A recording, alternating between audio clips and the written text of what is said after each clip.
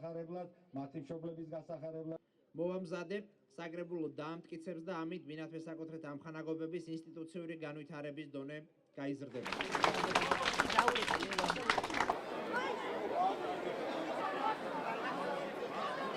ჩვენ რასაკვირველია წინასწარ შევისწავლეთ ის პრობლემები, რაც თითოეულ უბანს აწუხებს და სწორედ უბნების პრობლემებზე ავაგეთ ჩვენი წინასაარჩევნო პროგრამა. აქ ძირითადად ინფრასტრუქტურული ხასიათის პრობლემატიკა აწუხებს მოსახლეობას და არის სოციალური ხასიათის საკითხები. აქედან გამომდინარე ეს ყველაფერი ავსახეთ პროგრამაში და დღეს ვსაუბრობთ სწორედ ამ პრობლემების გადაჭრის გზებზე. მოსაწესრიგებელია მრავალსართულიან სახლებში ლიფტები, სახურავები, გარდა ამისა ადამიანებს სჭირდებათ ცალკეული ხასიათის ოპერაციების თანადაფინანსება, მედიკამენტების თანადაფინანსება, რაც მუნიციპალურ პროგრამებში აუცილებლად დაისახება და ჩვენი მმართველობის პირობებში ეს პრობლემებიც მოეხსნებათ აქ მაცხოვრებლებს.